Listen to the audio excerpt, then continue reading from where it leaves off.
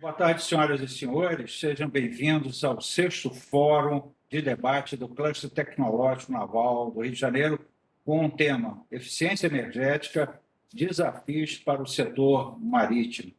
O dia 22 de março reveste de especial importância para o cluster em função de ser o Dia da Água, instituído pela ONU em 1992. Ou seja, hoje completa 30 anos desse dia, tão pouco falado pela importância que a água se reveste para o ser humano.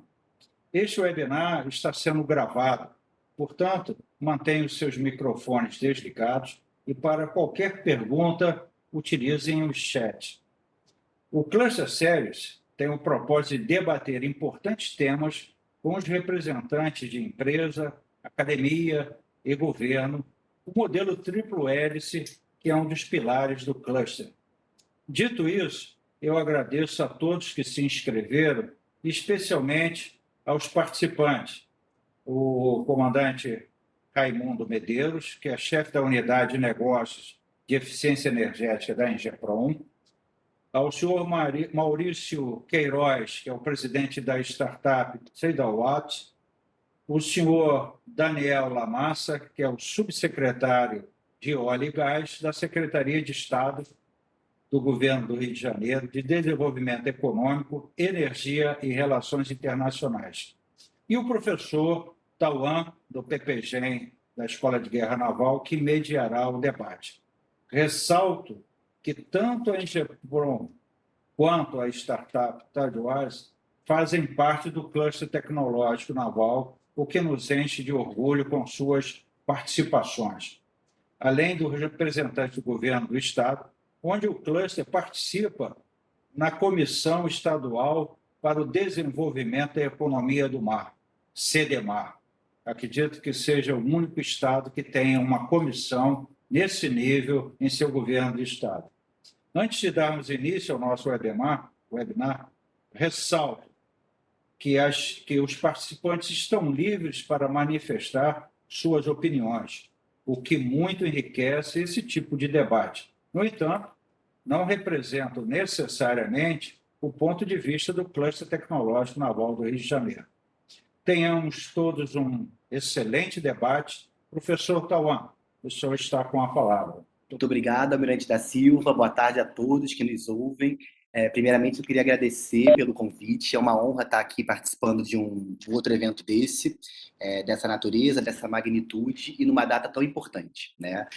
Hoje, como já foi mencionado, é o Dia Mundial da Água, então a gente olha para esse recurso natural e vê nele não apenas um meio para a subsistência, enfim, humana, inclusive, né, a vida na própria terra, mas a gente também vê nesse recurso um insumo fundamental para diferentes atividades econômicas, enfim, né, industriais. Então, e mais do que isso, eu diria até potenciais a serem explorados no caso brasileiro, né? Então, eu agradeço muito. Como professor do programa de pós-graduação em estudos marítimos da Escola de Guerra Naval, eu me sinto muito honrado de estar aqui nesse papel, né, de mediar um debate de tão alto nível, que é esse que vai ser desenvolvido ao longo dessa manhã, né?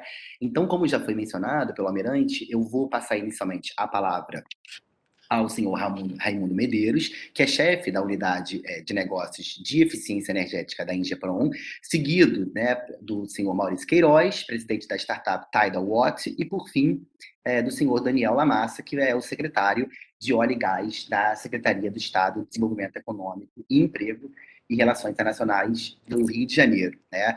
Somente aproveitando aqui, até para já dar até talvez um pouco o tom da fala, né, eu gostaria de destacar que o nosso Estado está na vanguarda do debate nacional sobre os potenciais associados à economia do mar. O Almirante da Silva falou há pouco sobre a CDMAR, né, sobre essa iniciativa local, que inclusive eu estou até fazendo parte também dos debates. Então, eu tenho certeza de que as apresentações de hoje, dessa tarde, elas vão também lançar muita luz do que está acontecendo, as iniciativas, sejam elas públicas ou privadas, no âmbito do nosso Estado, tá bom? Então, desejo uma excelente tarde de debate para todos, e sem mais delongas, eu passo a palavra ao senhor Raimundo Medeiros, por favor. Muito obrigado, professor. Boa tarde, obrigado pela mediação, obrigado a todos pela presença, obrigado ao Maurício, ao secretário Daniel e ao Almirante da Silva por terem me proporcionado a oportunidade de trazer aos senhores as iniciativas da Engeprom em relação à eficientização de energia no âmbito da Marinha. Então, eu vou tentar passar rapidamente para os senhores o propósito dessa apresentação é trazer aqui para a nossa discussão a iniciativa que a Marinha está fazendo junto à Engeprom para melhorar o nosso consumo de energia no âmbito da Força Naval. Para contextualizar, eu gostaria de passar para os senhores uma ideia do que é a Engeprom. A Engeprom ela nasce na década de 80, quando a Marinha do Brasil teve a necessidade de comercializar um navio para a Marinha do Paraguai e não tinha como fazê-lo. Então, aparece aí por força da Lei 7.000, de 82, e hoje, com os propósitos de promover a indústria militar naval, gerenciar programas do interesse aprovados pela Marinha e a promoção e a obtenção do material militar naval. Bom, com isso, a empresa ela é pública, estratégica de defesa e vinculada ao Ministério da Defesa por intermédio da Marinha do Brasil. Cumprimos na Lei de Licitações, a 8666, foi substituída pela 13303, a lei que rege o regulamento para as estatais. E, enfim, por favor. E, com isso, eu queria apresentar para os senhores 3 eixos estratégicos desenvolvidos pela empresa. Economia do mar, onde está inserida a unidade de eficiência energética, plataforma de exportação e gerenciamento de projetos estratégicos da Marinha. Assim também, muito rapidamente, o gerenciamento desses programas estratégicos está acontecendo hoje a construção de navios de superfície que vão reaparelhar nossa esquadra, 4 unidades a serem construídas em Itajaí, gerando 2.000 empregos diretos e 6.000 de forma indireta. Nós vamos substituir o navio antártico também, dos 2 que a Marinha tem, e essa construção deverá ocorrer no Jurong, lá no Espírito Santo. Em relação à plataforma de exportação, a Engeprom comercializa para a Marinha o excedente de munição que a Marinha fabrica para o uso da força. O excedente vai para o Exército e vai também para as Forças Armadas de países amigos. Em relação à economia do mar, onde está inserida a gestão de eficiência energética, nós temos também a reparação e construção naval, serviços marítimos, onde eu poderia falar de batimetria, a hidrografia e venda de cartas eletrônicas em papel para toda a Marinha de guerra e mercante. Bom, com isso, a unidade de eficiência energética ela foi criada, é a mais nova de todas as atribuições da Engeprom. Ela foi criada em 19, quando a Marinha viu a necessidade de abaixar os custos e os gastos do consumo de energia da força. Então, para a Marinha e fora da Marinha, a unidade tem a tarefa de buscar negócios, parceiros e parceiros, sejam empresas ou entes federais, estaduais e municipais, com desenvolvimento e ações sempre proativas de eficiência, geração distribuída e dentro do mercado livre também. Dessa forma, a Marinha pediu à Engeprom que houvesse ação integrada nesses 3 ramos, com o propósito de, ao final de 10 anos, ser atingida uma redução de cerca de 40% do gasto, estamos falando em reais, e do consumo, falando em quilowatts, que as unidades da Marinha têm nas suas várias bases, hospitais, escolas, enfim, toda a parte de terra da Marinha. Na primeira parte do programa, é uma licitação que ela está em andamento e será feita a abertura de envelopes na próxima quinta-feira, a primeira parte do programa tem um alcance de 135 organizações militares da Marinha. Nós estamos falando de cerca de 60% do consumo da energia, e todas essas unidades elas estão na área do Rio de Janeiro, onde está a nossa esquadra brasileira. Findo esse primeiro processo, nós vamos estender o programa para os demais distritos navais, onde estão as nossas forças distritais. Cabe aqui o comentário que a diferença dessa licitação para a chamada pública de projeto, acredito que a maioria aqui conheça uma chamada pública, que na chamada pública o órgão se aproxima de uma empresa e é levado para a concessionária ali um projeto onde basicamente vai ser trocada a lâmpada, ser trocado o ar-condicionado, e a responsabilidade daquela empresa ela se limita a esse ponto da substituição, e o compromisso vai até o limite da garantia do equipamento. Ao passo que na licitação que a Engeprom está abrindo para a Marinha, nós estamos procurando quebrar um paradigma e estamos falando agora de gestão de energia. A empresa ela vai ficar junto com a Marinha, a empresa vencedora. Nós pegamos essas 135 organizações militares e dividimos em 3 grupos, onde esses grupos eles foram separados ou por concessionária ou por distância geográfica, e daí houve essa combinação. Então, serão abertas oportunidades para esse 60% do gasto da Marinha nesses 3 grupos. Então, o que vai se cobrar da empresa vencedora é que ela, ao longo de 10 anos, ela faça conosco a gestão dessa troca que ela tenha feito lá. Por exemplo, comparando com o modelo da CPP, houve a troca do ar-condicionado, esse mais novo que o mercado oferece, às vezes ele tem muito problema com variação de tensão e sal.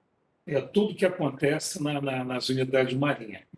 Então, não cabe a Marinha fazer a reparação desse problema. Caberá à empresa identificar que aquela área precisa haver algum ajuste na área da tensão, e ele vai pensar qual é o equipamento correto que ele vai colocar, porque senão ele vai ter que fazer uma substituição, uma manutenção permanente ao longo desses 10 anos.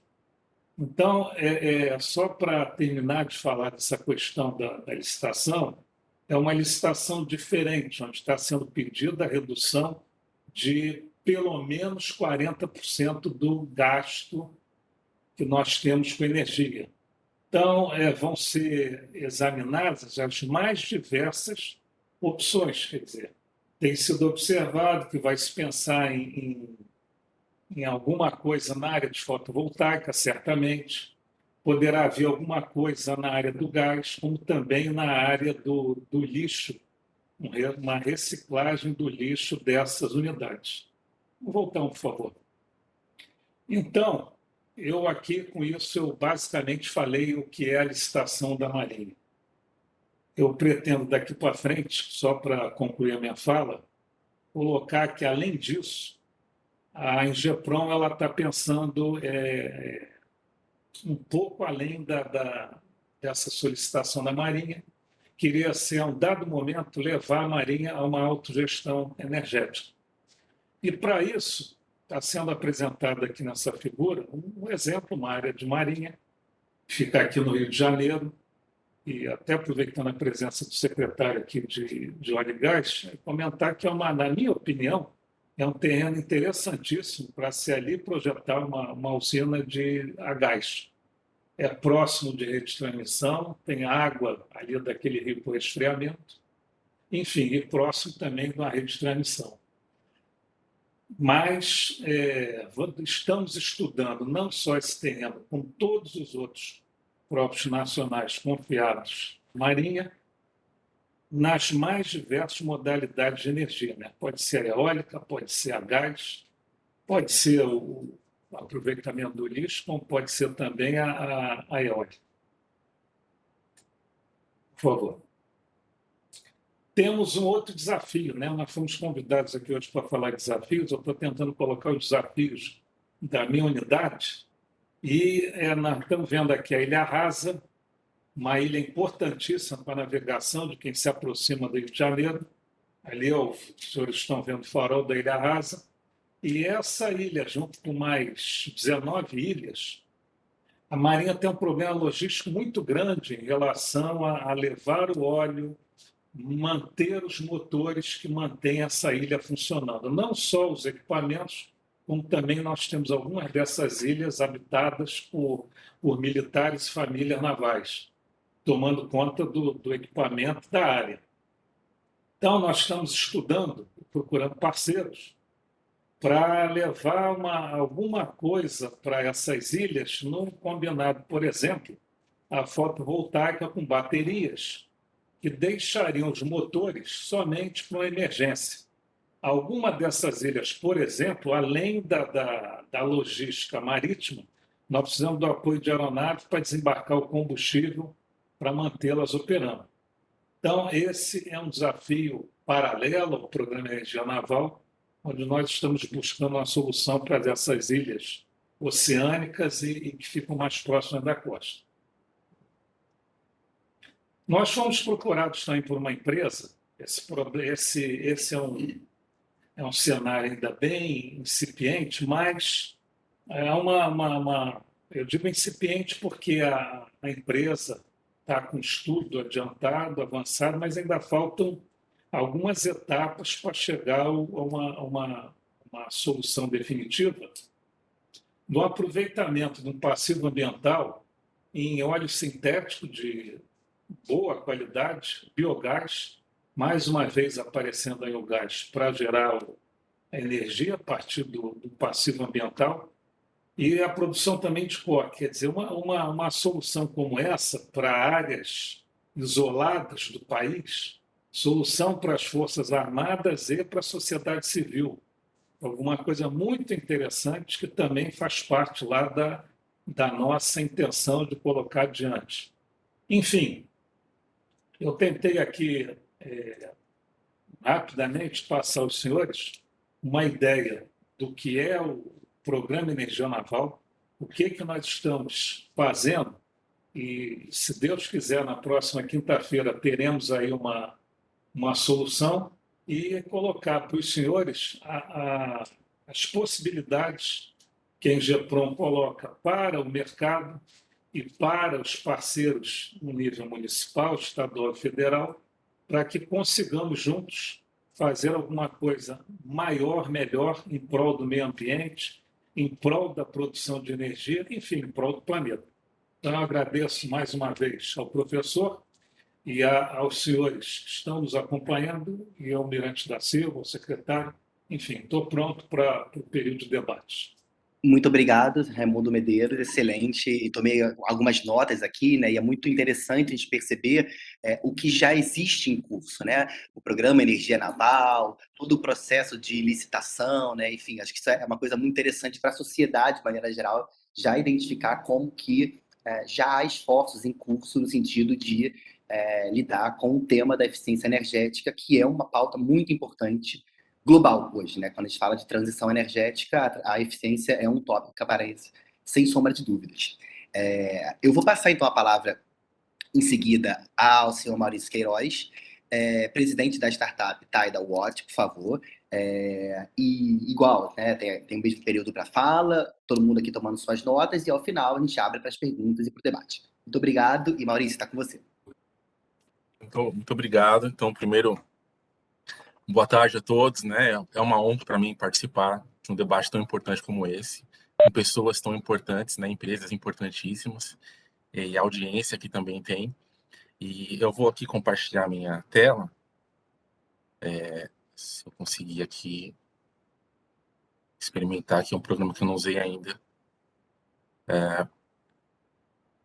Vocês todos veem aí? Sim, já está, perfeito. Já está até no modo de full screen. Ótimo. Então, Eu vou falar só um pouquinho rapidamente de mim, tá? Eu sou graduado em Física e professor de Física, leciono em universidades e colégios também, ensino médio. E recentemente me tornei mergulhador.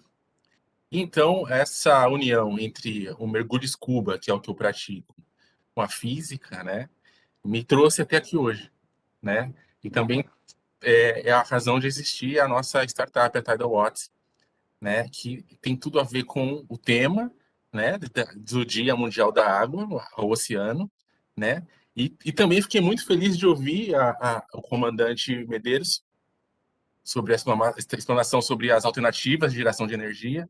Então, é justamente o nosso tema, tá? E falar um pouquinho sobre o que é eficiência energética, né? O conceito de energia, de eficiência energética, e puxar a sardinha aqui para o nosso lado, né? A tecnologia Tidal Watt, que tem a ver com a energia de corrente, energia renovável, né?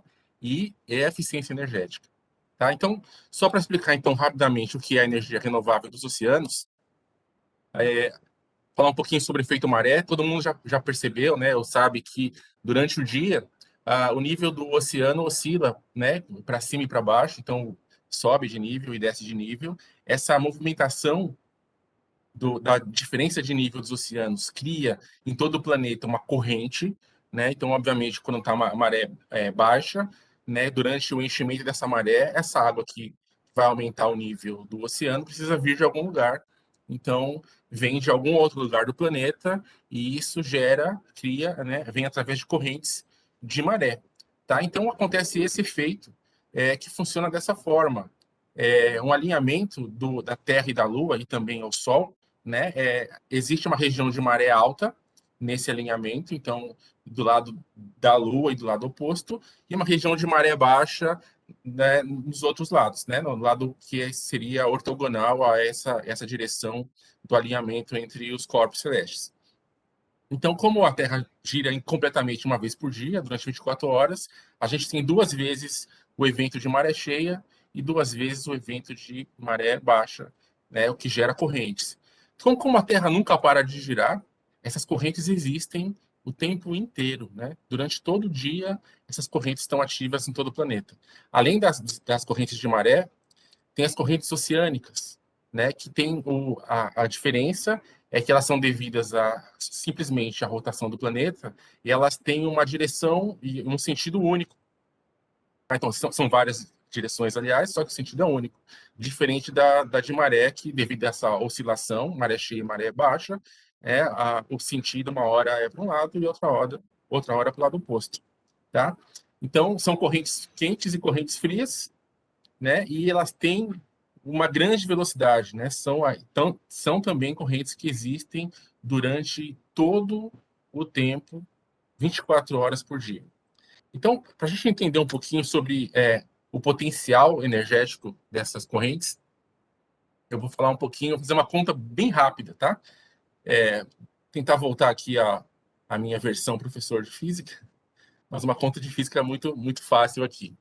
Bom, se a gente considerar o volume total do oceano, que são 16 bilhões de quilômetros cúbicos, e que a gente vai pensar numa hipótese de média de velocidade de 1 centímetro por segundo apenas, então isso significa menos do que a velocidade de uma formiga que caminha calmamente, sem nenhuma preocupação, tá? 1 centímetro por segundo é realmente uma velocidade aquém da realidade que se espera. Como nunca ninguém mediu essa velocidade média, ou a média de velocidade do oceano inteiro, a gente está fazendo aqui uma hipótese aqui só para tentar dimensionar a quantidade de energia que tem. Tá? E para a gente considerar isso, também tem que levar em conta a densidade da água do mar, né, que é 1.030 kg por metro cúbico. E considerando que essa corrente acontece o tempo inteiro, dá para a gente ter uma ideia da potência que existe nas águas dos oceanos. E a potência é essa, 82,4 petawatts. Pode ser que esse número tão grande não tenha muito significado para a gente que não está acostumado com essa unidade, mas para efeitos comparativos, equivale a 6 milhões de usinas de Itaipu. Quer dizer, a Itaipu, na produção máxima, né, ligado a todas as turbinas, essa potência só de 1 centímetro por segundo é capaz de equivaler a 6 milhões de usinas. E isso pode ser que também não faça muito sentido. Então, também equivale a 33 mil vezes o consumo do planeta Terra, segundo os dados da Agência Internacional de Energia de 2019. Tá? Então, aplicado isso durante o ano inteiro, 33 mil vezes. Se a gente pensar numa hipótese um pouquinho mais ousada, de 1 centímetro para 2 centímetros, os números aumentam exponencialmente. Tá? Então, realmente, existe muita energia nas correntes oceânicas. A gente sabe que o oceano está em movimento o tempo inteiro. Então, por que a gente não consegue aproveitar essa energia, não consegue usar essa energia renovável e limpa que existe no planeta, né? Então, algumas explicações. A maior parte dessa água, obviamente, está inalcançável, porque as profundidades são enormes, né? Então, tudo que está além do talude continental, realmente é difícil de alcançar, né? Devido às profundidades e à distância da costa de todos os países. Mas na plataforma continental, que o Brasil tem uma grande plataforma continental, né? Que é a Amazônia Azul toda, né? Na plataforma continental, se eu não me engano, depois vocês podem me corrigir, são mais de 5 milhões de quilômetros quadrados, né? De uma região onde a profundidade é bem menor, tá? Então, ali realmente tem um potencial que é possível explorar, que é possível alcançar. E ali a gente pode ter uma ideia de uma corrente qualquer que viaja paralelamente à costa, né? Que pode ser de maré ou pode ser uma corrente marítima, e que a boa notícia é que essas correntes mais superficiais elas têm maior velocidade do que o resto do oceano. Tá? Então, na superfície, as correntes são mais velozes e isso significa que o potencial energético é muito maior. Só que o problema é que, se a gente pensar, né, nessa conta que eu acabei de fazer, né, a gente precisaria conseguir capturar a energia de toda essa massa ao mesmo tempo, ou de uma vez só. Né? Precisaria de ter várias unidades de captação de energia ao longo dessa corrente, para a gente considerar essa massa inteira, esse movimento, a energia cinética dessa corrente. Tá? E aí que entra o conceito de energia de corrente, né, que eu vou falar agora. Então, a gente pode imaginar aqui embaixo, como a gente está vendo essas setinhas aqui, cada setinha poderia ser considerada uma porção de massa de água, que tem uma velocidade na corrente, ou seja, toda a corrente ao mesmo tempo, né? E a ideia seria colocar uma unidade de captação de energia, que existe, algumas no mundo já, em operação, em toda essa extensão, né, para a gente aproveitar esse potencial todo. Mas o que a experiência de mergulho me trouxe, né, é uma realidade física muito interessante para o aproveitamento da energia. Que eu vou fazer uma analogia aqui, que é bem interessante também, com um trem. Tá? A partir de 10 metros de profundidade, todas as correntes, na verdade, se comportam como uma estrutura única. Né? E isso a gente já fez muitos testes em laboratório para perceber isso e realmente nos mergulhos. Então, como funciona isso, né? Seria como a energia da corrente, comparativamente, a energia de movimento de todo o trem, né? Então, a massa de todo o trem, né, tem uma velocidade, então tem uma energia cinética, tá? Então, se eu precisasse acionar os freios de um trem, por exemplo, no trem preciso ter em cada vagão um sistema de freios, né?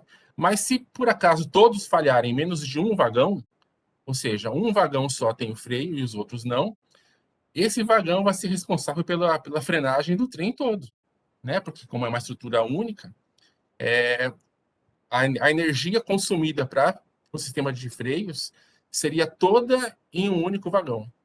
Então, o que a gente tem como energia de corrente é que eu conseguiria, ou não precisaria espalhar a unidade de coletora de energia ao longo da corrente, mas apenas em um ponto, né? Um ponto só, porque ela é capaz de capturar a energia de toda a estrutura. Como na água, com a pressão vertical, né, abaixo de 10 metros, 15 metros, existe uma pressão, dificilmente esse volume de água, essa massa, consegue desviar de um curso, porque ao lado, se a gente pensar de novo na analogia do trem, tem outros trens do lado. Tem trem em cima, trem do lado, trem do outro lado, trem embaixo, né? Então não dá para simplesmente um trem, porque tem obstáculo, achar uma rota de desvio, porque o lugar do lado já está ocupado. Então, se eu tiver um sistema que consiga capturar energia em um único ponto de todo o trem, né, eu tenho uma unidade de geração extremamente eficiente, como deveria ser o freio de um único vagão para o trem todo. Então, na verdade, isso é o conceito científico que a gente entende e percebeu que funciona as correntes no fundo do mar. Para a gente falar do conceito de eficiência energética, então, né? O que é eficiência energética? É a razão que existe entre o trabalho e energia. Trabalho e energia são grandezas físicas que têm a mesma dimensão, né? A gente, na física, mede de trabalho e energia com a unidade de Joule, né? Ou pode ser quilowatt-hora, enfim, tem a mesma dimensão. Só que trabalho geralmente está atribuído à energia mecânica que um sistema tem. Por exemplo, as correntes têm uma energia mecânica, energia cinética. O trem também tem uma energia cinética, né? Então, a gente chama isso de trabalho. E a energia é o conceito de quanto eu consigo consumir de energia para realizar um trabalho. Então, geralmente, a gente tem aí, né, como a gente vê nos aparelhos, um gráfico de eficiência energética, de A até G, onde A é o aparelho mais eficiente e G o menos eficiente. Isso significa que a razão entre trabalho e energia, ou seja, se consome quanta energia para realizar aquela quantidade de trabalho. Como é a mesma, são grandezas diferentes, mas com a mesma dimensão, sempre a gente gasta mais energia para executar o trabalho em termos de quantidade de energia. Então, nessa razão entre trabalho e energia, quando eu faço essa conta, né? Trabalho dividido por energia, eu tenho um ponto muito eficiente quando essa conta está próxima de 1, tá? Ou seja, a energia é um pouco só maior do que o trabalho e ela é pouco eficiente quando a energia que eu gasto, que eu consumo, é muito maior do que o trabalho que a aplicação dessa energia vai realizar. Só que para a geração de energia, os conceitos só é um pouquinho invertido. Na verdade, seria energia em razão do trabalho. E, e aí a gente vai falar sobre como é isso, né? Como é essa eficiência. Hoje, no mundo, existem sistemas de captação de energia do mar baseados na turbina eólica, né? Então aqui tem um modelinho da turbina eólica, né? E a gente vê que são geralmente 3 hélices, né? E que existe um espaço vazio aí, negro, né? Onde acontece que a gente chama na física de efeito Venturi, que é quando a corrente ou o fluxo de água ele se comprime e passa através de um espaço vazio mais rapidamente, né? Isso é o efeito Venturi, tá? Ele aumenta a velocidade. Isso acontece nos sistemas que existem hoje, porque eles são baseados na turbina eólica, ou seja, a água passa, né, comprimida e mais rapidamente quando você tem esse sistema. O que a gente fez, né, agora falando um pouquinho de nós, da Tidal Watch, a gente criou uma turbina que ela é totalmente eficiente para receber a energia da corrente, ou seja, a energia compatível com a energia do trem, porque ela ocupa todo o espaço do escoamento, né? Então, olhando de frente, ela é um objeto completamente com baixa qualidade hidrodinâmica, vamos dizer assim, porque ele cria um sistema de arrasto muito grande. Não tem por onde a água escapar, né? Ela tem que passar através do sistema de geração de energia. E a gente pode pensar aqui numa quantidade gigantesca de corrente, né? E que a turbina acaba capturando. Então, a gente criou um sistema que fecha totalmente, mas que tem um espaço, obviamente, para que a água passe por um fluxo, né? É um sistema de turbina que já está patenteado aqui no Brasil pelo INPE, é considerado uma patente verde, né? É considerado também pelo sistema de propriedade intelectual do mundo, né? O AIPO, como uma invenção que é ecologicamente admitida, tá? É uma invenção considerada como uma invenção que protege o meio ambiente. Então, para a gente falar sobre eficiência, né, que deveria ser muito eficiente o sistema de frenagem para frear o trem inteiro, né, a gente tem um sistema que é capaz de capturar em um só momento toda a energia que vem aí nessa linha gigantesca de corrente. Então, para a gente fazer um exemplo, tá? Esse exemplo a gente pode fazer também no simulador do nosso site.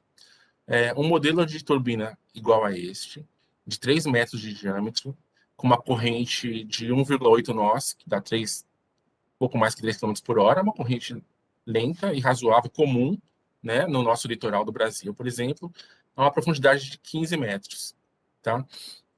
Então, só para efeito de comparação, como a turbina eólica, né, a turbina menor, que tem uma potência relativamente importante no Brasil, é um modelo de 180 metros de diâmetro, né, presa numa torre com a altura de um edifício de 40 andares. Tá? Então, para a gente comparar esses dois objetos, a potência que essa turbina, nesse modelo, consegue realizar é de quase 4,5 megawatts de potência.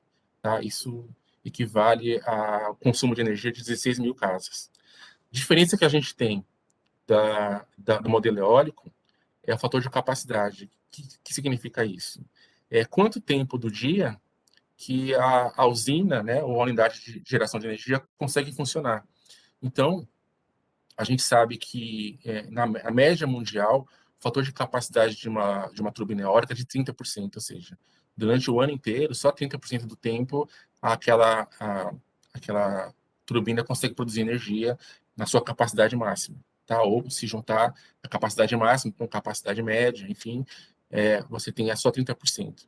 A mesma coisa com o solar, eu acho que um pouco abaixo, até a partir de 18%. Então, a gente tem uma solução que gostaria muito que a Engeprom olhasse com bons olhos, né? Principalmente para a solução das ilhas, porque a ilha está cheia de energia em volta, né? Que são as correntes. Então, a gente tem um sistema validado em laboratório que consegue capturar energia, gerar energia limpa e renovável, né? E barata, na verdade, né? Porque se a gente comparar o tamanho, a dimensão de uma turbina nossa de 3 metros com uma de igual potência eólica, são 60 vezes menor, né? É uma turbina muito menor, então tem custos também muito menores. Era isso que eu queria falar. Acredito realmente que a nossa tecnologia é capaz de iluminar o mundo. Não precisa iluminar 33 mil vezes o planeta, pode ser uma só, né? Porque existe potencial para isso, então a gente não precisa, consegue trabalhar para instalar isso, pelo menos no nosso litoral do Brasil, se a gente tiver autorização da Marinha, estudos ambientais, de impacto ambiental. Acredito realmente que essa tecnologia é disruptiva, é melhor que solar, é melhor que eólica do ponto de vista diversos pontos de vista, como eficiência, né, e fator de capacidade e custo, tá? Então, muito obrigado, tá aí os meus contatos. Por favor, acessem o site, lá tem o simulador, as contas que eu fiz, é possível fazer lá no site também. E estou aberto aí a todo tipo de pergunta que vocês tenham curiosidade. Agradeço pela oportunidade a todos. Obrigado, professor. É isso aí. Valeu. Obrigado, Maurício, pela sua exposição. De fato, eu fiquei aqui tomando várias notas, até de cabeça baixa, porque quando eu fiz meu doutorado lá na COP, em planejamento energético, eu me lembro que nos projetos que a gente participava, de modelagem quantitativa, a gente trabalhava muito, obviamente, com os fatores de capacidade, né? E aí, quando você falou aqui dos 30%, eu lembrava que eu usava muito esse número mágico, eólica e solar, com muita sorte, né? Assim, muito alto era 30%, né? Então, de fato, eu acho que quando a gente está falando aqui de eficiência energética, a gente também está falando de fatores de capacidade e impacto ambiental e climático. Então, sem sombra de dúvida, pretendo falar mais sobre isso, tem um potencial muito grande em termos de energias renováveis offshore, sejam elas de corrente, de maré, de salinidade, de temperatura, inexplorado, né? Então, existe muito espaço para isso no caso brasileiro. Mas, bom, vou passar a palavra para o nosso último palestrante do dia, senão eu vou me empolgar, vou eu querer ser um palestrante, porque é um tema realmente que eu adoro e trabalho. Portanto, sem mais delongas, eu passo a palavra aqui ao senhor Daniel Lamassa, por fim, mais ou menos importante, obviamente, que é o subsecretário de Óleo e Gás da Secretaria do Estado de Desenvolvimento Econômico, Emprego e Relações Internacionais, SEDER. Então, por gentileza, senhor Daniel, a palavra está contigo. Muito obrigado. Boa tarde a todos. É um prazer estar aqui com vocês nesse dia tão importante, que é o Dia Mundial da Água. No Cluster Tecnológico Naval aqui, nesse tema tão importante. É um prazer. Gostaria de saudar ao Almirante Walter da Silva, ao comandante Medeiros, queria saudar o Maurício Queiroz, ao senhor professor Tawan, também ao comandante Sorachevski, ao Sérgio Coelho, que é o superintendente de petróleo e indústria naval do governo do Estado de Janeiro, que está aqui com a gente, ao Lessa, ao Ricardo, ao Lucas e ao meu amigo comandante Vasconcelos. Estou aqui representando o governador Cláudio Castro e também o secretário Vinícius Fará. É muito interessante a gente falar sobre o dia de hoje, especificamente, que é o Dia Mundial da Água. E legal, eu não sabia que foi há 30 anos atrás, foi o primeiro Dia Mundial da Água, né? Uma coisa que já era a gente imaginava que era para ser sempre, né? Deveria. Uma coisa tão importante para a humanidade que a gente deveria todos os dias ser o Dia Mundial da Água, né? E essa data ela coincide com também com a Eco 92, foi aqui no Rio, e esse ano, 30 anos depois, vai existir, vai ser em junho, se não me engano, junho ou julho, a Rio 2030, que é a comemoração de 30 anos da Eco 92. E com isso, todas as iniciativas que a gente está tendo aqui no governo do Estado do Rio de Janeiro são voltadas para a Rio 2030, especialmente a questão da diretriz de energia limpa, né?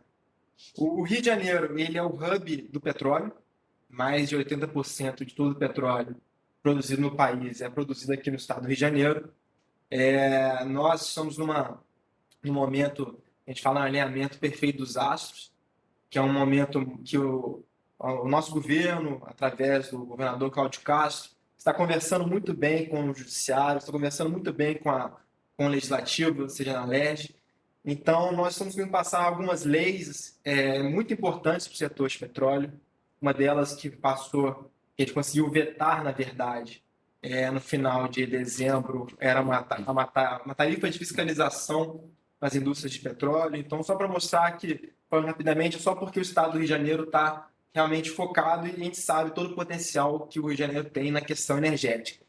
Existe também o PROMAR, que é um programa de governo, que é governo federal, que é o programa para os campos marítimos, que ele é principalmente utilizado ali na bacia de campos, que são para os campos maduros ou os campos já depletados, em fase de estarem depletados. Então, com isso, você consegue reviver toda uma economia que existe ali na bacia de campos, que afeta muito o norte fluminense e o estado através de royalties, participações especiais, além de toda a geração de emprego e renda.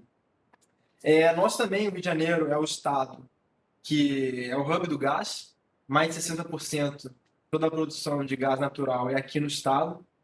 Nós temos a legislação junto à Genersa, que é a agência reguladora, que é um benchmark no país, é a regulação mais madura, em harmonia com a regulação federal, que passou a nova lei do gás, né? Nós já temos 2 rotas de escoamento do gás natural do pré-sal aqui para o estado do Rio de Janeiro e estamos batalhando para trazer mais 3 rotas. A rota 4B, que poderia chegar ali no Porto de Itaguaí, a rota 5B, que poderia chegar em Macaé, que tudo indica que vai chegar em Macaé. A Equinor, que é a dona do campo, isso já saiu na mídia, que eles já elencaram o Rio de Janeiro através da rota 5B para ser o ponto, e mais futuro a rota 6A, que para chegar no Porto do Açu. E falando das renováveis, igual eu disse, da diretriz limpa, e muito no assunto aqui marítimo, né? Existem as eólicas offshore, que teve o decreto 10.946 desse ano, decreto federal, que coloca que o próximo passo vai ser regulamentar as eólicas offshore, e o estado do Rio de Janeiro é um dos do top 3 dos melhores lugares do Brasil para que se possa ter um empreendimento de eólicas offshore. De acordo com o IBAMA, isso sem contar a notícia que saiu semana passada que a Shell já está estudando quase 9 gigas de empreendimentos para o Brasil, mas de acordo com o IBAMA, só no estado do Rio de Janeiro já existem mais de 16 gigas de projetos de eólicas offshore. Nós ali da Secretaria já assinamos 2 memorandos de entendimento com empresas voltadas para a eólica offshore. Então, é uma troca de informações. E por que isso é importante? Porque o relator das eólicas offshore no Senado Federal é o senador Portinho, que é um senador do Rio de Janeiro, que é um amigo da secretaria, um amigo do governo. Então, a gente tem essa troca de informações, esse canal aberto, para a gente tentar formular a regulação que seja a mais benéfica, não só para o país, mas principalmente para o estado do Rio de Janeiro. E a eólica offshore é muito importante porque você pode utilizar a mão de obra da indústria de óleo e gás, como eu disse, que o hub do petróleo e gás aqui no Rio de Janeiro, você pode utilizar essa mão de obra, principalmente o Norte Fluminense, que tem já tem essa mão de obra já especializada, já uma mão de obra madura, então você consegue utilizar, fazendo com que mesmo na transição energética, você consiga utilizar essa mão de obra e as pessoas não perderem emprego. Nós também queremos ser o hub da energia solar fotovoltaica. Hoje em dia nós estamos em 7º lugar no ranking de geração distribuída no país, só que é interessante que, ok, estamos em 7º lugar, só que a gente passou uma lei ano passado que a gente teve um aumento de 212%, ou seja, foi o maior aumento do país e a gente almeja sempre chegar no primeiro, então a gente está modificando toda a nossa legislação para que a gente possa ser o primeiro nesse ranking da geração distribuída. E vale a pena falar do Parque Solar do Porto do Açu, que também já vai começar a construção, que vai ser um dos maiores parques solares do país. O biogás, quando a gente fala do gás, a gente fala também do biogás, né? O Rio de Janeiro é o estado que tem o maior produtor de biogás e biometano do país. E nós só na usina de biogás seropédica são produzidos mais de 100 mil metros cúbicos de biogás por dia.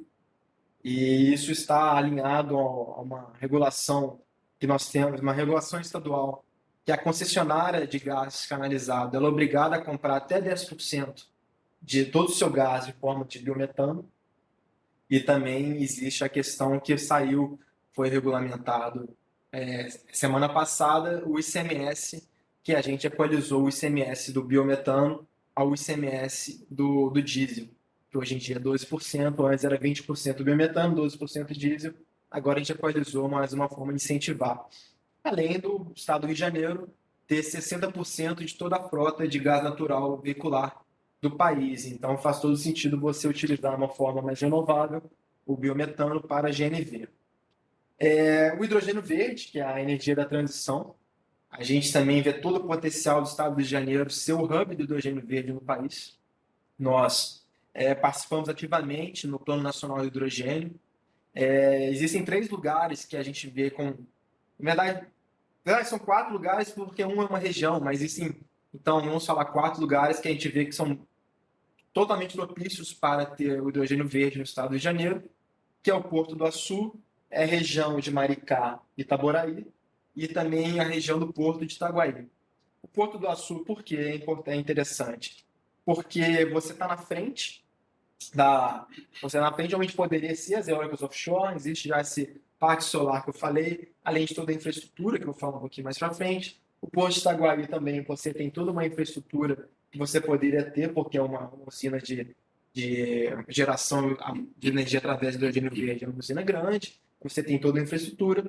E Maricá e Itaboraí também, principalmente do Gaslub, que é o antigo Comperge, que ali na secretaria a gente assinou uma carta de interesse para a gente revitalizar aquela área junto à Petrobras, a Firjan e o município de Itaboraí. Você consegue também, quando a gente pensa em hidrogênio, a gente também pensa no estado do Rio de Janeiro, o hidrogênio azul, que é o hidrogênio feito a partir da eletrólise do gás natural, que você faz a captura de carbono. Lógico que a gente, na transição energética, a gente sempre quer chegar o mais limpo possível com o hidrogênio verde, mas é uma tecnologia que ainda é muito cara mundialmente, não só no país. Então a gente vê que o hidrogênio azul ele é o próximo passo, e a gente pode usar todo o gás do pré-sal, que está aqui, igual eu disse, mais de 60% da produção do gás aqui no estado, além de todas essas rotas para a gente produzir o hidrogênio azul. E muito no tema aqui, o hidrogênio azul pode ser um combustível marítimo, né? Você pode usar o o hidrogênio como combustível para as embarcações, e aproveitando o gancho aí da Engeprom, a gente poderia pensar nisso também, um pouquinho, pegar um pouquinho mais para o futuro, mas utilizar o hidrogênio azul como combustível para as embarcações, né? O estado do Rio de Janeiro também é o hub da energia nuclear, é o único estado da federação que tem energia nuclear, então você vê, o estado de Janeiro tem tudo para ser o hub da energia no país. Já é, e tem tudo para ser mais ainda. A competitividade do estado, nós estamos perto do centro de consumo, o Rio de Janeiro tem o segundo maior PIB do país, é até engraçado outro dia falando para a gente que o Rio de Janeiro é o terceiro menor estado da federação, mas que tem o segundo maior PIB. Então, você está perto de São Paulo, está perto de Minas Gerais, então o centro de consumo, e além de tudo, a nossa tarifa de energia, que é a mais cara do país. Na parte de logística de exportação e importação, nós temos 15% de todos os portos do país estão aqui no Rio de Janeiro, 50% de todos os estaleiros do país estão aqui no Rio de Janeiro. Nós temos o maior porto privado da América Latina, que é o Porto do Açu, que é onde está chegando o governo federal, através do Ministério da Infraestrutura, já sinalizou que vai chegar a F-118, que é a Estrada de Ferro 118, chegando ao Porto do Açu, que vai interligar o Porto do Açu, a Vitória, o Espírito Santo, e já existe uma outra ferrovia ali que pode levar até o Centro-Oeste. Então faz todo sentido você pensar no hidrogênio, porque com hidrogênio verde você pensa em fertilizantes, você pensa na amônia verde. Então você consegue descer com os grãos para exportação e subir com os fertilizantes. Então você fecha essa cadeia logística, além também do Porto de Itaguaí, que já existe uma linha férrea que vai até o interior de Minas Gerais, então mesma história, você pode descer com grãos e subir com os fertilizantes. Existe também a questão do Rio de Janeiro, que 90% da Marinha está aqui no estado, né? E as universidades do estado do Rio de Janeiro tem um fato que é muito interessante: o Rio de Janeiro é o estado que tem mais mestres e doutores de toda a América Latina. Então você tem a tríplice hélice, né, que a gente estava conversando. Nós temos o professor Tauan com a universidade, nós temos o Maurício Queiroz e a Engeprom, lógico, com a questão da parte privada, e nós aqui como governo, né? E nós, para Rio 2030, a gente tem mais uma iniciativa que é o carbono. O Estado de Janeiro ser carbono neutro até 2045, seguindo o que foi discutido na COP26, que já tem um decreto estadual, que é o 47638 do ano passado, que nós vamos querer ser carbono neutro até 2045, e já existe discutido, 3 semanas atrás, quer dizer, o governador Cláudio Castro, com alguns secretários, entre eles o secretário da Fazenda Nelson Rocha, eles estavam em Nova York, assinando um memorando de entendimento com a Nasdaq para se fazer a primeira bolsa mundial de crédito de carbono, ou de ativos sustentáveis, na verdade. O crédito de carbono vai ser o primeiro produto aqui no Rio de Janeiro, que faz todo sentido, porque 40% de todo o crédito de carbono no mundo está no Brasil. E o Rio de Janeiro, por ter todo esse hub energético, mirando ser o estado também da transição, essa bolsa está aqui, faz todo sentido. E, além de tudo, o Rio de Janeiro, como já disse, existem os campos depletados, que são os campos que já acabaram sua vida útil. Você pode capturar esse carbono através do hidrogênio azul e colocar, então você pode reinjetar nesses campos depletados ou vender para as indústrias alimentícias, indústrias de bebidas, indústrias de fertilizantes animais, porque você pode usar esse CO2. Então, eu queria, só para terminar minha fala, eu fiz um overview do estado do Rio de Janeiro, e igual nosso amigo aqui, o comandante Medeiros, falou da ilha, né? A secretaria está aberta, a Secretaria de Desenvolvimento Econômico, Energia e Relações Internacionais está aberta para discutir esses pontos, não só com a Engeprom, mas com qualquer um. E muito do que vem dessa questão que você mostrou ali, que tem um ambiente que poderia colocar uma usina termoelétrica a gás, um parque solar, o que é que seja. Nós vamos, semana que vem, nós vamos entregar algo que nunca foi feito no estado, nem no país, na verdade, que a gente está fabricando, chama mapa de desenvolvimento. O que é isso? O mapa de desenvolvimento é o seguinte: quando você pensa, você reclama da concessionária de gás, você reclama da concessionária de energia elétrica, Mas por que que você, às vezes, a gente vai lá, vai tentar bater neles, né? Falando mal porcamente, vai reclamar com eles, eles falam, tudo bem, mas a gente não tem uma diretriz do governo para onde investir. Então, esse mapa de desenvolvimento, a gente pegou todos os distritos industriais ou lugares do estado de Janeiro que a gente vê potencial para ter indústrias, e a gente vai entregar para as concessionárias falando, olha, daqui a 30 anos, essa área, esse distrito industrial vai tá bombando, né? Então vai precisar de energia. Então tá aqui, ó, o dever agora é com vocês, o governo fez a parte. Então, por favor, venham a nós para mostrar onde vocês têm interesse, vocês acham que poderiam ter, vai ser necessário ter energia elétrica, vai ser necessário ter gás canalizado, vai ser necessário ter o saneamento, para a gente colocar esse mapa de desenvolvimento e estar sempre atualizando para entregar para as concessionárias. Então foi um prazer, muito obrigado, e eu passo de volta a palavra a você, professor. Muito obrigado. De fato, Daniel, acho que você tratou assim, de várias questões que estão muito no debate, né, quando a gente está falando de transição energética, de mudança climática, de agenda global, né, e eu acho que é muito importante destacar aqui, né, o fato de que esse ano não é um ano qualquer, né, 2022 é o ano da, entre aspas, Rio mais 30, né, que a gente está falando muito agora como Rio 2030, em que o Rio de Janeiro é palco global de debates na agenda ambiental e climática, né? A gente tem esse ativo, né, internacionalmente reconhecido, inclusive. Então, eu acho que faz muito sentido, e até parabenizo a Indepron pela iniciativa, né, de a gente, neste ano em peculiar, estar debatendo uma pauta que o mundo inteiro está olhando, né? A gente precisa realmente estar engajado e, sem sombra de dúvidas, nós aqui no Rio de Janeiro temos uma série de diferenciais que fazem com que a gente seja um ator-chave no uso da água como um insumo de desenvolvimento econômico, explorando, por exemplo, mares e oceanos com finalidades energéticas, né? E não apenas considerando óleo e gás, né? Mas mostrando, né, tudo isso que já foi colocado, o potencial que há em termos de eólica, offshore, solar, hidrogênio verde, azul, né? Todo esse debate, né? Hub para solar fotovoltaica, por exemplo, e um ponto que eu acho que em particular para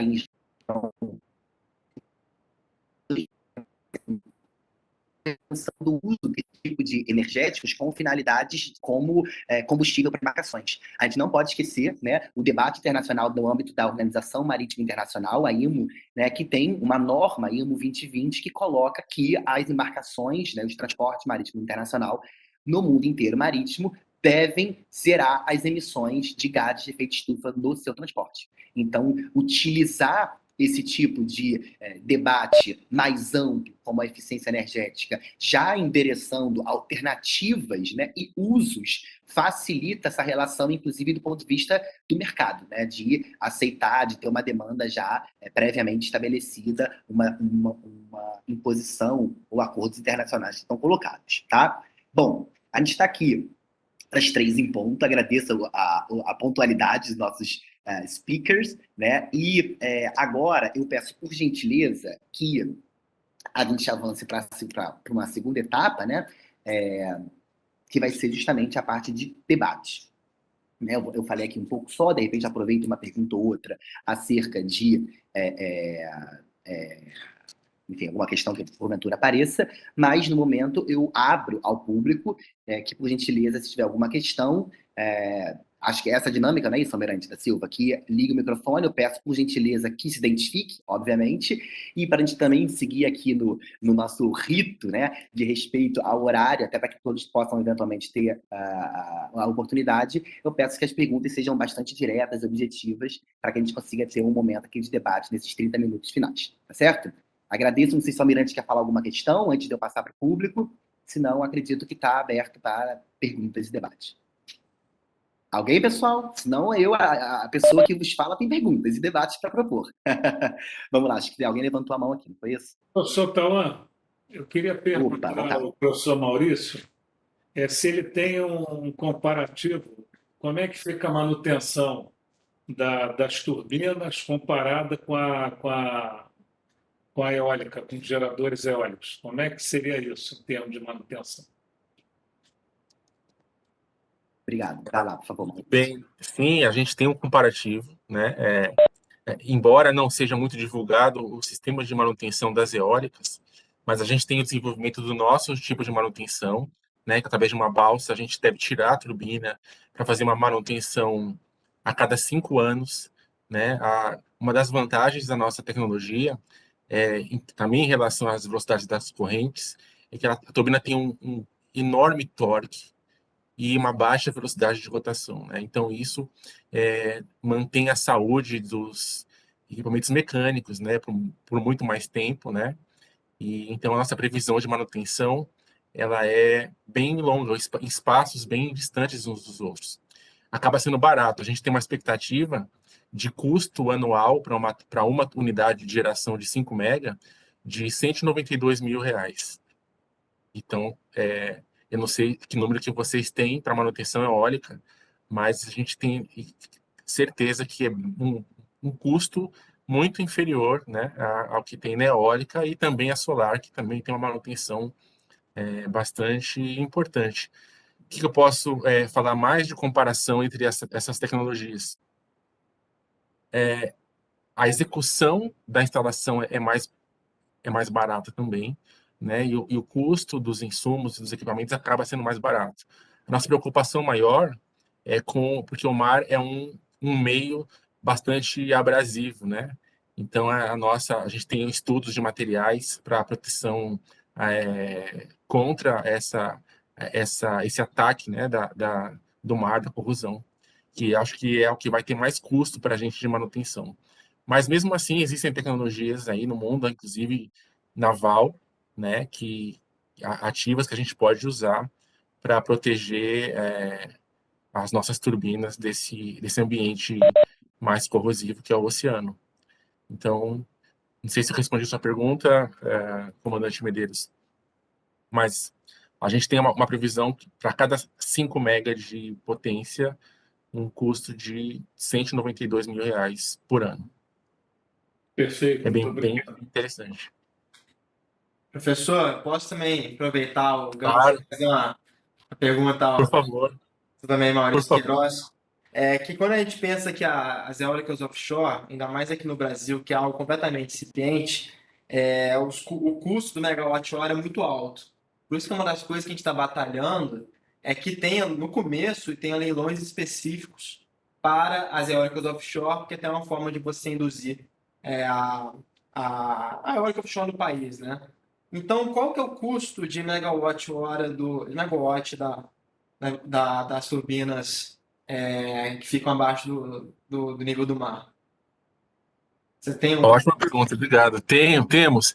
Na verdade, o custo ele deve variar com a distância da costa, né? Então, quanto mais distantes, né, assim como a eólica, mais custoso deve ser em razão dos cabos submarinos, né? Que tem que levar até uma subestação em terra. Acontece o mesmo com as eólicas. A gente tem uma previsão, a gente tem dois custos. O custo para a gente implantar o sistema, né? E um preço que a gente tem para sugerir para o mercado, né, desses equipamentos, que obviamente tem uma margem para a nossa empresa, tá?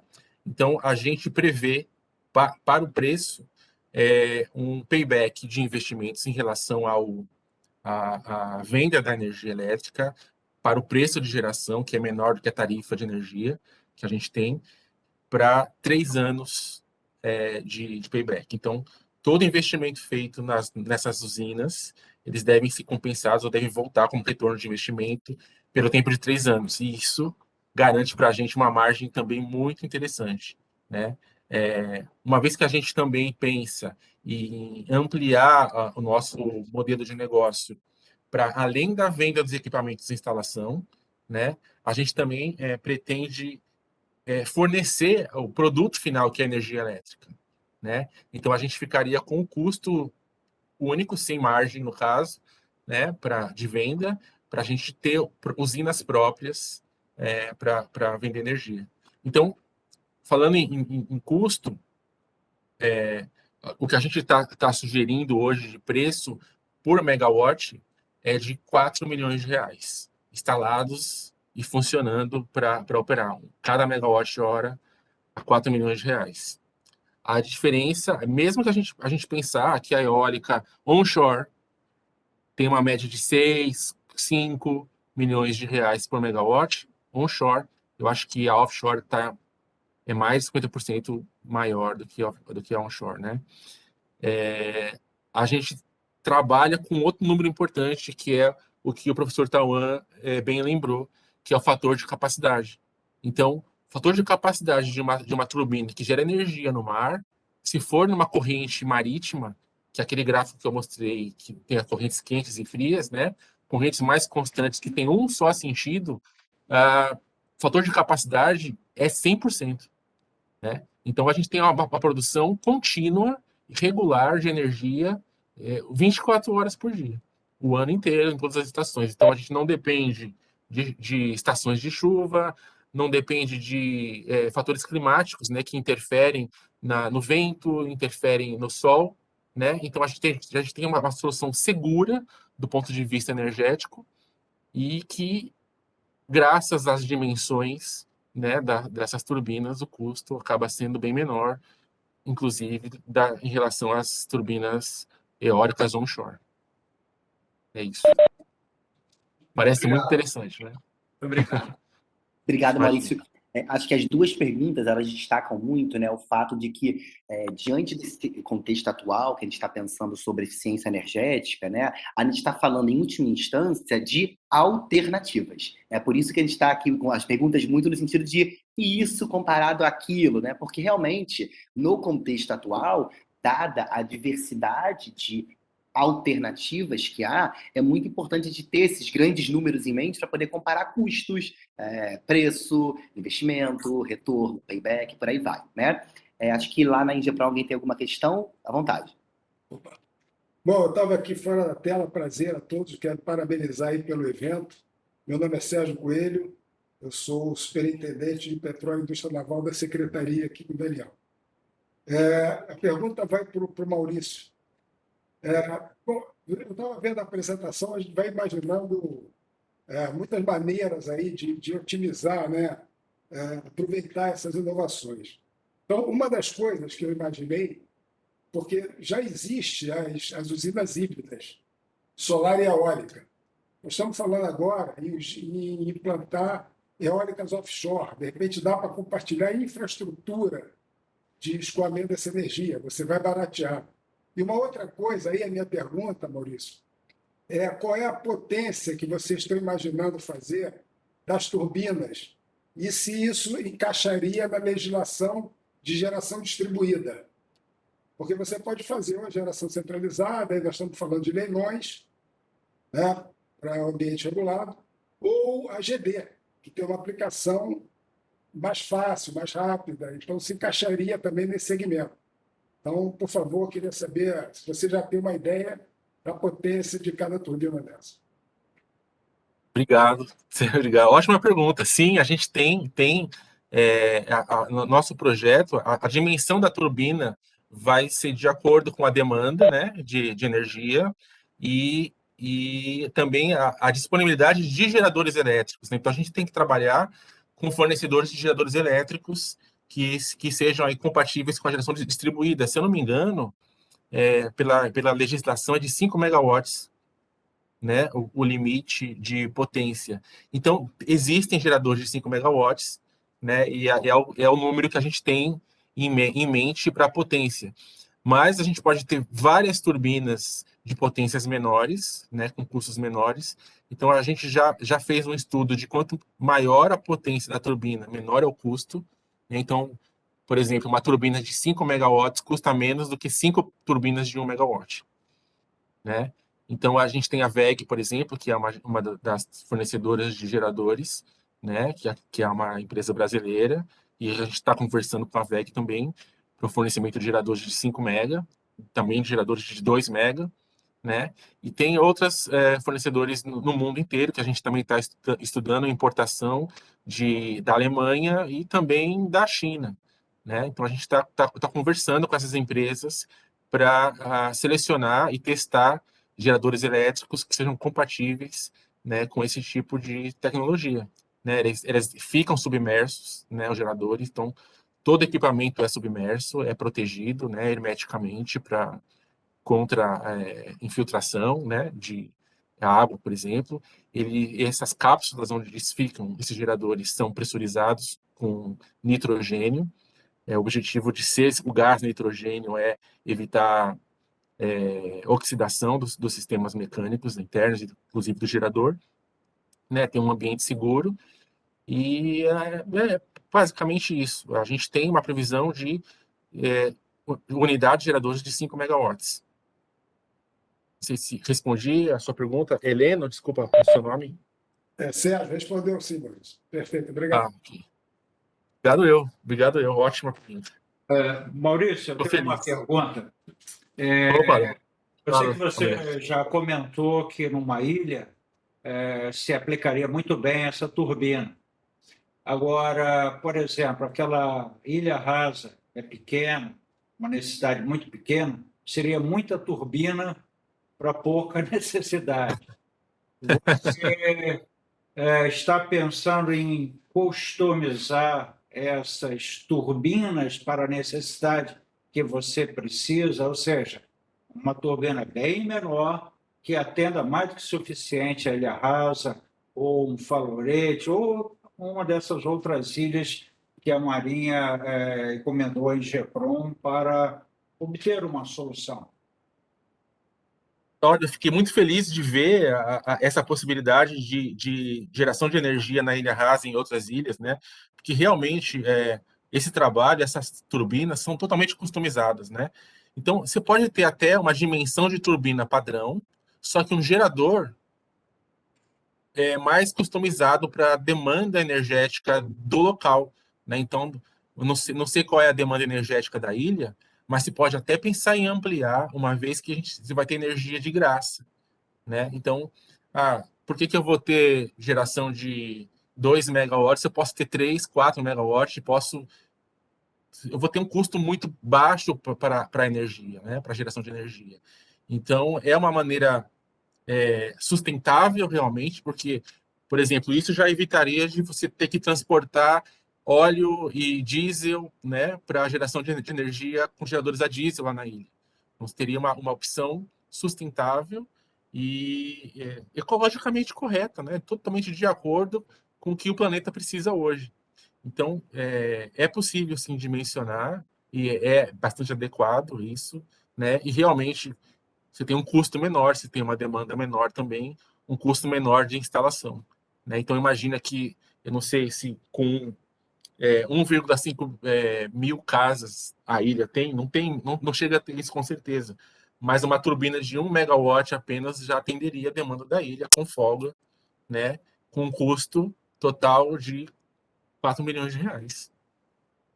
Acho que é uma alternativa interessante e talvez mais barata, com certeza mais barata do que o transporte, só a parte logística de fornecimento de energia para lá. Legal, deve ser. Eu espero realmente que todos olhem para a nossa solução como uma real alternativa, embora o Brasil não tenha na matriz energética, né, a fonte oceano, né? Então eu acho que tá na hora de a gente considerar essa fonte como parte da matriz nacional. Existe um potencial muito grande, a Amazônia Azul é gigantesca, né? Então a entrada de uma fonte energética que é o mar como uma parte importante da economia azul, né? Eu acho que faz todo sentido e especialmente hoje, né, sendo o Dia Mundial da Água, a gente falar sobre isso, eu acho que é uma oportunidade para nós de sermos vistos, né? Que a gente não está operando ainda, é uma empresa que acabou de começar, a tecnologia foi patenteada, né? A gente teve a concessão da patente há poucos meses atrás, né? Em outubro do ano passado. Então a gente está ainda bem no começo, em busca de investimentos, de alternativas, de clientes, né? Para a gente começar a operar, instalar e mostrar para o mundo inteiro essa solução, né? Até Fernando de Noronha, por exemplo, que não é uma ilha militar, mas que o consumo de energia lá é 90% fóssil, né? Então é considerado um paraíso, né? Ambientalmente um paraíso, um lugar protegido e, infelizmente, ainda está atrasado em relação ao modelo energético, né? Acho que a nossa oportunidade é agora de mostrar para o mundo, dar o exemplo, né, de uma tecnologia disruptiva que pode revolucionar realmente, pode chegar a ser um modelo padrão no mundo inteiro. Perfeito.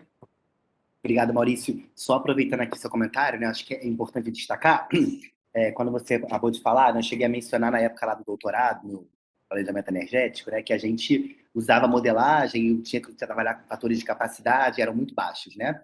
E aí, só uma questão que eu acho que é muito importante aqui para a gente ter em consideração, né? Na altura, e a minha tese, ela usou modelagem quantitativa, né? Eu trabalhei com cenários até 2050, tá? Para energia no contexto da América do Sul. E me chamava muita atenção, naquela altura eu estava entrando para a Marinha, né, como professor concursado, civil, para a Escola de Guerra Naval, a gente não tinha, naquela época, eu estou falando de, sei lá, 5, 6 anos, né, dados quaisquer sobre potenciais, dados oficiais, tá? Sobre geração offshore que não fosse somente de petróleo e gás. Tá? A gente tinha, até porque no Brasil a gente está começando a engatinhar agora com a eólica offshore, ainda, né? Então a gente não tinha isso há 5, 6 anos. E a mesma coisa para os demais países da região. Então, o que eu quero dizer com isso é que a gente no Brasil, com todo o litoral que a gente tem, né, com todos os potenciais e as riquezas associadas, por exemplo, à Amazônia Azul, a gente precisa internalizar que ali há um potencial energético gigantesco. Né? E muito embora a gente tenha poucos dados oficiais, e aqui eu me refiro, por exemplo, ao Balanço Energético Nacional, da EPE, né, da Empresa de Pesquisa Energética, nem aparece, isso sequer aparece em planejamento. Né? A gente tem isso. Né? Por exemplo, eu posso citar lá na UFRJ, de onde eu venho, né? O programa do planejamento energético, onde eu fiz doutorado, mas, sobretudo, nesse tema, né, de mares e oceano, o programa da Oceânica e da Naval. Porque lá há professores, doutores, especialistas, pós-doutores, que trabalham especificamente na busca desses dados, porque, infelizmente, inexistem dados públicos oficiais sobre os potenciais associados à energia de onda, de maré, de diferencial de temperatura, de salinidade. Isso não tem no Brasil, tá? Então, falar também de eficiência energética significa, no contexto atual, repensar o nosso insumo, né, base do desenvolvimento econômico nacional. Repensar, estar em linha com o debate global, pensar energias alternativas, renováveis, né, que de preferência não consumam ou não queimem combustíveis fósseis, que não emitam gás de efeito estufa, enfim, pensar isso tudo num contexto mais amplo, né? Pois bem, eu queria saber se alguém tem mais alguma questão, alguma pergunta para fazer. Enfim, se caso sim, só se identifique, por gentileza, e faça a pergunta. Senão eu vou passar a palavra para o Almirante, senão eu falo eu. Eu vou sair Oi, da estratégia branca do Maurício, que a turma só se interessou pela turbina dele. Eu Félix, que anotou tudo aí, ninguém perguntou nada da minha licitação, mas tudo bem, está tranquilo. Não, eu tô tentando abrir para o público. Se ninguém tiver mais perguntas, eu vou pegar e vou fazer comentários sobre as falas. Isso aí, sem dúvida. Eu vou aproveitar e fazer uma pergunta, então, pro comandante Medeiros, né?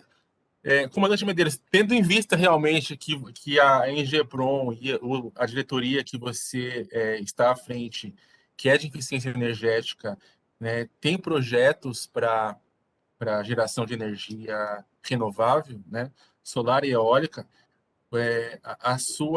o seu sentimento é que existe um campo ou uma possibilidade de se debater também a inclusão de energia oceânica nessa meta, né, de projetos futuros que a Engeprom tem junto com a Marinha para o Brasil? Sem dúvida. A Engeprom está aberta a todas as soluções. Como eu falei para os senhores, a licitação ela não está comprando um item, não está comprando uma solução. Eu estou me reportando inicialmente à licitação. Então, queremos uma solução diversificada para baixar o consumo da Marinha. Num segundo momento, pensamos em ver como é que faremos para trazer a autogestão para a Marinha, através de todas as fontes. E, sem dúvida, o que o senhor está colocando é muito interessante, é possível ser discutido. Bom, isso aumenta a nossa perspectiva de atuação, né, inclusive no estado do Rio de Janeiro, que como mencionou bastante na massa, né, sobre as alternativas, né, de ser um estado realmente à frente com a tecnologia naval, né, e todo o atributo que o Rio de Janeiro tem destacado do país inteiro como um estado à frente, né, na vanguarda dessas tecnologias. Também a gente tem uma boa expectativa em relação ao estado do Rio de Janeiro. Por isso a gente faz parte do cluster naval do Rio, né, que eu tenho muito orgulho de participar dessa associação. É isso. Então, obrigado, Medeiros, pela sua resposta. Está se aproximando aqui quase do nosso finalzinho, nosso limite, né? Eu vou fazer alguns comentários mais gerais, depois em seguida eu passo a palavra ao Almirante da Silva, de novo aqui reforçando, né, o meu agradecimento. O Almirante sabe que assim eu vi o cluster tecnológico nascer e participo, né, desde então ativamente em diferentes conversas, das mais formais a mais informais, e eu fico muito feliz de ver, né, se encontrou recentemente num evento há 2 semanas, de falar como que esse movimento do cluster tecnológico naval, né, junto à Ingeprom e a outras empresas, obviamente, né, tem sido capaz de trazer para o debate público do nosso Estado uma agenda que inexistia, né, que é pensar o mar como um vetor de desenvolvimento econômico e social, né, na nossa região. E aí, para isso, eu menciono, obviamente, as energias tanto de a parte de óleo e gás, renováveis, mas não apenas setor energético, construção e reparação naval, transporte, lazer, turismo, né, e tudo isso. E na minha apresentação não cheguei a comentar, né, mas além de eu ser professor lá da Escola de Guerra Naval, justamente da área de Economia Azul, né, e do Mar, eu sou coordenador do Grupo Economia do Mar, né, aproveitar aqui o merchan, o momento, né, e naquele grupo, né, que inclusive chama atenção, é o único grupo de pesquisa do Brasil que estuda economia do mar, o que me parece minimamente estranho, curioso, né? A gente está fazendo uma série de pesquisas que naturalmente dialogam também com o setor energético, né? Então, a gente tem mapeado não apenas o potencial da energia offshore, em particular renovável, como um vetor de desenvolvimento, né, e de descarbonização da nossa matriz energética, que é verdade, ela é bastante limpa e está bem na fita se comparado ao contexto internacional, mas há espaço para a gente trabalhar isso e fazer substituições inteligentes, renováveis, inovadoras, né? A partir, inclusive, de conhecimento autóctone, como se fala, né, nas forças militares, que é conhecimento doméstico, nacional. A gente tem muita coisa acontecendo ali, a gente também tem que olhar para dentro e entender todos esses potenciais, né? Uma coisa um comentário da fala do senhor Raimundo Medeiros que me chamou muita atenção, né, é o como já há muita coisa, né, em curso, inclusive, né, e muitas vezes a gente que trabalha, inclusive, na área, muitas vezes desconhece o que está acontecendo, né, e todo o esforço, e todo o potencial, e todo o capital humano envolvido já nisso, né.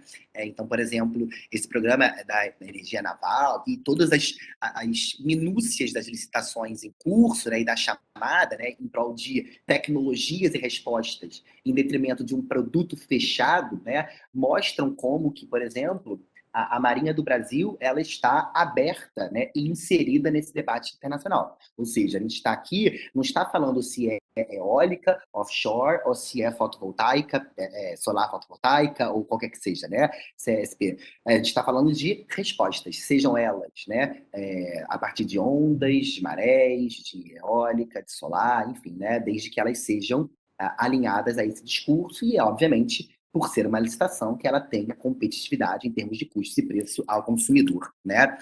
Então, achei isso muito interessante.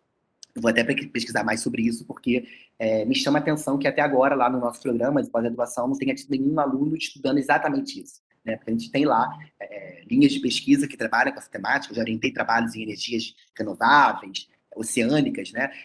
E até agora, no momento, a gente não teve ninguém trabalhando com isso. É um tema que eu vou deixar no meu radar para potenciais futuros orientantes, né? No mestrado ou no doutorado. A fala do Maurício, né, acabou que repercutiu bastante, tem muitas perguntas, talvez porque ela trouxe uma alternativa, né, uma tecnologia já em curso, né? Mas ela é muito interessante no sentido de, diferentemente do que a gente tende a pensar em termos de energia renovável, no caso brasileiro, a gente pensa muito em protótipos, em algo que está muito no começo ainda, né? E quando a gente percebe que já tem tecnologia avançada, patentes envolvidas e tudo mais, a gente consegue perceber o grau de maturidade desse tipo de debate na esfera doméstica. Eu acho que isso é muito importante, né? Quando a gente está falando aqui de um fator de capacidade intenso, que não depende de intensidade de raios solares, que não vai depender ou vai variar, muitas vezes, com incidência de chuvas, né? Enfim, existe uma certa autonomia que é um grande vilão, eu diria, das renováveis do mundo, né? Que é essa perenidade, essa intermitência, né? Então, como que a gente consegue aliar um fator de capacidade e uma previsibilidade maior, mesmo quando nós estamos falando de energias oceânicas, por exemplo, né? E isso é bastante novo no debate, tá? Vale a pena destacar. A literatura, ela tende a botar como opostos, né? Uma coisa é quase na contramão da outra. Se é renovável, então a gente incorre ali num talvez menor fator de capacidade, ou maiores custos, ou maior intermitência, por aí vai, tá? Da fala, né, final do Daniel, né, que eu acho que foi bacana, porque ela conseguiu amarrar muito dos comentários e trazer um panorama geral do caso do nosso estado, né? Eu acho que é muito importante, eu acho que a fala do Daniel também deixou isso muito claro, né? O termo hub, né? O Rio de Janeiro é um hub, ponto, né? Um hub industrial, um hub tecnológico, um hub de ensino, um hub em fins energéticos. A gente tem realmente, né, essa concentração. Eu próprio desconhecia, né, esse fato de que a região tem maior número de mestres e doutores, nem sabia disso, né? Mas, de fato, a gente tem uma diversidade de universidades públicas e privadas, não apenas universidades, centros de pesquisa, né, instituições de ciência e tecnologia, como é o caso da instituição que eu trabalho hoje, né, que é a Escola de Altos Estudos da Marinha do Brasil. Não é uma universidade, isso não significa que a gente não faça ciência, estude, oriente, faça pesquisa lá, né? Mas, além disso, a gente tem todas as universidades, os ICTs, as parcerias, né, com as escolas técnicas, inclusive, né, muita coisa acontecendo na nossa região. E a gente sim deve aproveitar essa particularidade, eu diria, até porque isso está no próprio conceito de cluster, né? É aproveitar a proximidade geográfica e regional de determinadas particularidades, nesse caso, conhecimento, né? E aproveitar que nós temos, né, além disso, esse paralelo com a TRIPCL, essa parceria, né, com a iniciativa privada, a instituição de ensino e também o setor público, né? Que eu também aplaudo, tenho feito isso, enfim, né, no Palácio, em N reuniões lá que eu tenho tido com o pessoal da CDMAR, porque, de fato, eu nunca vi o Estado tão engajado nesta agenda, né, com proposição de política pública voltada, né, independente do mar, tá? Então, eu parabenizo, agradeço a todos pelas falas, acho que aqui é um espaço para debate, para conhecimento, troca de ideias. Eu passo, portanto, né, e finalizando aqui a minha fala, a palavra ao Almirante da Silva, a quem novamente eu agradeço pela confiança, parceria e pelo convite. Muito obrigado, pessoal. Boa tarde. Muito obrigado, professor Tauan. Eu já revelo que outras oportunidades surgirão para o senhor comparecer aqui nos apoiando. Eu fiquei bastante entusiasmado, porque nós vimos a preocupação do governo do Estado em um plano 30 anos, ou seja, mostrando ao empresário o que ele deve estar pensando no futuro para gerar emprego e renda. Temos uma empresa grande, potente, como é a IGPROM, com um contrato que tem com a Marinha para reduzir seu consumo de energia, e vimos uma startup começando agora com uma novidade. Simplesmente não estava no radar da IGPROM. Acredito que para muitos está sendo uma grande novidade, não só a startup, como o plano do governo. E o Rio de Janeiro, volto a dizer, está disputando a sua preocupação em tudo relativo ao mar. Acredito que os frutos serão colhidos em breve. A startup não é a solução para tudo, como a energia eólica, a fotovoltaica, não é solução para tudo, mas faz parte da solução. Acredito que cada uma dessas empresas possam compor um consórcio, alguma coisa que faça um serviço perfeito pela Ingeprom e, quem sabe, um excelente estudo de caso para levar para o Brasil, para o mundo, ok? Eu encerro também dizendo que não só a licitação da Ingeprom, com várias outras oportunidades, nós temos disponível no nosso site. Agradeço, né, mais uma vez a participação do subsecretário de Óleo e Gás, do superintendente de Óleo e Gás, do Maurício Queiroz, do comandante Medeiros, pela sua participação.